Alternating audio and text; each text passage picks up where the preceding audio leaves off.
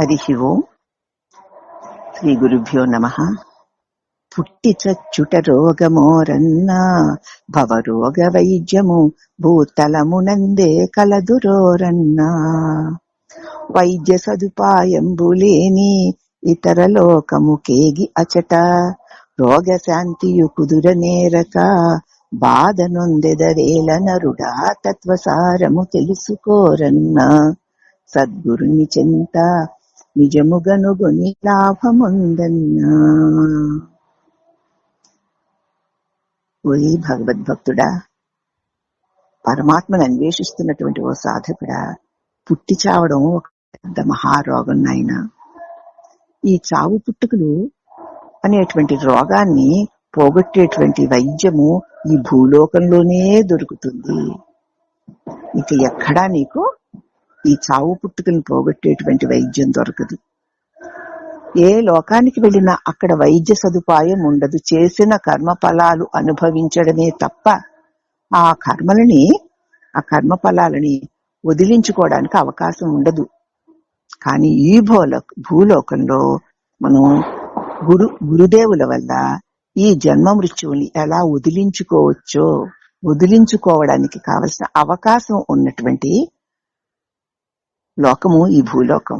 భూలోకంలో మానవుడే పుట్టగలగడం ఎంతో ఎంతో ఎంతో ధన్యత పొందిన వారికే సాధ్యం. మరి మనం అందరం ఎంతమంది మానవులు ఉన్నాం? మనం అందరం ఎంతో ధన్యులమై ఉన్నాం కాబట్టి మానవ జన్మని పొందాము. ఈ మానవ జన్మలోనే భూలోకమందే చావు పుట్టుకలు లేకుండా ఉండడానికి కావలసినటువంటి ఔషధం దొరుకుతుంది. ఏ లోకానికి వెళ్ళినా పాపం చేస్తే పాప ఫలితమైనటువంటి అనుభవించడానికి నరక లోకానికి వెళ్ళాలి. అక్కడ దుఃఖాలు అనుభవించడమే తప్ప పోగొట్టుకోవడానికి అవకాశం లేదు. పుణ్యాలు చేస్తే పుణ్య ఫలితాలను అనుభవించడానికి స్వర్గలోకానికి వెళ్ళాలి. అక్కడ పుణ్య ఫలితాలను సుఖాలు అనుభవించడమే తప్ప అక్కడ నువ్వు కర్మ చేయడానికి లేదు.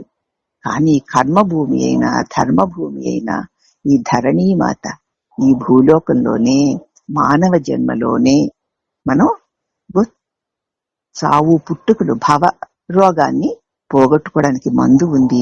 ఇక ఇతర లోకాలకి వెళ్ళడానికి ఈ పుణ్యాలు ఆ పుణ్యాలు చేస్తూ ఇతర దైవలోకాలకి వెళుతూ ఈ పాపాలు చేస్తూ నరకలోకాలకి వెళుతూ ఎన్నాళ్ళు ఇలాగ జీవితాన్ని వృధా చేసుకుంటావు? మానవ జన్మ వచ్చిన తర్వాత ఇట్లా వృధా కాలయాపన చెయ్యవద్దయ్యా. రోగశాంతి ఏ లోకానికి వెళ్ళినా దొరకదు, భూలోకంలోనే దొరుకుతుంది.